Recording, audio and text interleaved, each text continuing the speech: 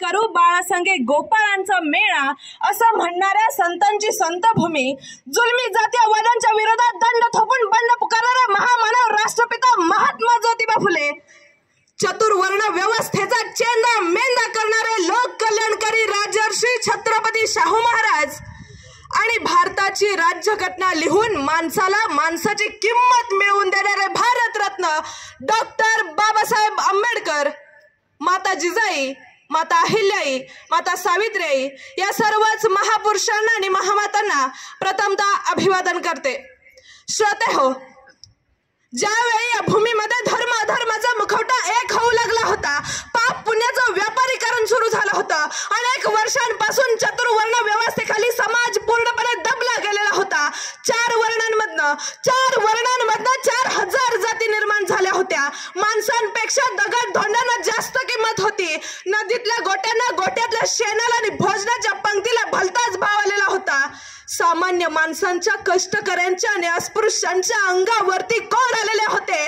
त्यांना खायला भाकरी मिळत नव्हती, प्यायला पाणी मिळत नव्हतं, चालायला रस्ता मिळत नव्हता।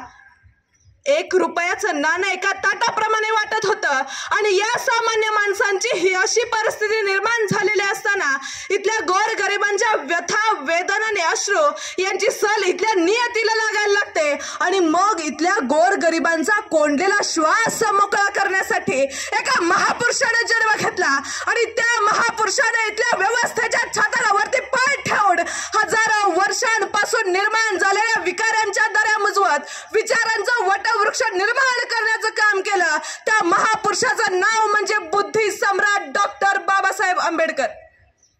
मित्रांनो, बाबासाहेब म्हणजे नेमका काय हे सांगताना आचार्य अत्रे असं म्हणतात, बाबासाहेब म्हणजे मूर्तिमंत बंड, बाबासाहेब म्हणजे जुलमाविरुद्ध उद्गारलेली वज्राची मुठ होय, बाबासाहेब म्हणजे जातीभेदावर आणि विषमतेवर सोडलेलं चक्र होय, बाबासाहेब म्हणजे धर्ममार्तंडांच्या वर्णवर्चस्वाचा कोतळा फोडून त्यांची आतडी बाहेर काढणारं वाघनख होय। कसं असतं ना मित्रांनो, बलवानांनी दुर्बलांवरती अन्याय अत्याचार करावा आणि विषमतेची विषमल्ली जागोजागी पेरावी, असं हे जंगली जग आहे आणि या जंगली जगात समतेच्या प्रकाशात, ममतेच्या सावलीत आणि हक्काच्या कवच कुंडलात समस्त मानवांसाठी न्यायाची प्रतिसृष्टी निर्माण करण्याचं काम डॉक्टर बाबासाहेब आंबेडकरांनी केलं। पण एवढं सगळं करून सुद्धा कित्येकांच्या कपाळावरती अट्ट्या पडतात। काही जण तर बाबासाहेबांना फक्त दलितांचेच पुढारी मानतात, पण लक्षात घ्या, बाबासाहेब हे कोणत्याही जाती धर्माचे नसून ते सदैव भारत देशाचे नेते होते आणि म्हणूनच त्यांनी स्वतः भारताची राज्यघटना लिहिली आणि त्यामुळे तर अमेरिकेसारख्या प्रगत देशात सुद्धा महिला राष्ट्राध्यक्ष बनू शकल्या नाहीत, पण भारतामध्ये पंतप्रधान पदावरती इंदिरा गांधी, राष्ट्रपती पदावरती प्रतिभाताई पाटील आणि लोकसभेच्या सभापती पदावरती सुमित्रा महाजन बसू शकल्या। हीच तर बाबासाहेबांनी लिहिलेल्या राज्यघटनेची ताकद आहे मित्रांनो। देशातील सर्व जाती, धर्म, पंथ, लिंगभेद इत्यादींपासून संरक्षण देणारी राज्यघटना ही बाबासाहेबांनी लिहिली गेली आहे। समाजाची पुनर्रचना ही समता, स्वातंत्र्य, बंधुता आणि न्याय व्यवस्था या तत्वांवर व्हायला हवी। जातीभेदाचे निर्मूलन होऊन सर्वांना समान संधी मिळावी हे बाबासाहेबांचे जीवन कार्य होते आणि ते आम्हाला विसरून चालणार नाही। शिक्षणाची कवडे सर्वांना खुली व्हावीत यासाठी त्यांचा अटोकाट प्रयत्न होता आणि आज तो आपल्याला सफल होताना दिसत आहे।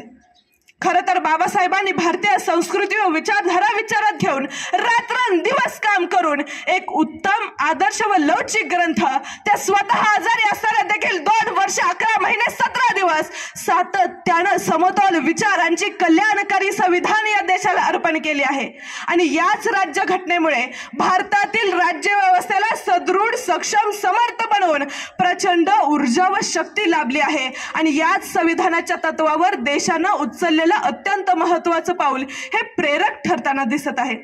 खरं तर इंग्रजांनी या देशाचा संपूर्ण ताबा घेण्याआधी हा देश राजे, राजवाडे, संस्थानिक आणि नवाब यांच्यामध्ये वाटलेला होता।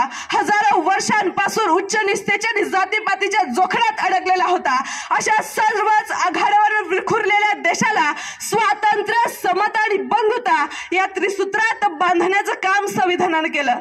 जो वर्ग हजारो वर्षांपासून उच्च निस्तेच्या आणि जातीपातीच्या जोखडात अडकलेला होता, अशा सर्वच धर्मांना, समानतेच्या सूत्रात बांधण्याचं काम संविधानानं केलं.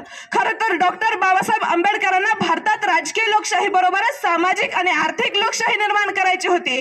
त्यामुळे त्यांनी प्रत्येकाला समान मूल्य, समान प्रतिष्ठा आणि समान संधी या संविधानाच्या माध्यमातून दिले. आणि यावरूनच हे लक्षात येतं की डॉक्टर बाबासाहेब आंबेडकरांनी राज्यघटनेचा केंद्रबिंदू हा माणूस आणि त्याचा सर्वांगीण विकास हाच मानला होता. खरं तर माणसासाठी निर्माण केलेल्या कारागृहात मी स्वतः राहणार नाही आणि माझ्या गोर गरीब बांधवांना सुद्धा राहू देणार नाही. नवा विचारांचं सुरुंग लावून हा सुरुंग फोडून आम्ही बाहेर पडू, अशी उद्घोषणा त्यावेळी बाबासाहेब आंबेडकरांनी केली. आणि अशा प्रकारे त्यांनी सर्वच सामाजिक परिवर्तन घडवून आणलं. आणि त्यामुळेच तर आज देखील बाबासाहेबांना माणसातला देव असं संबोधलं जातं.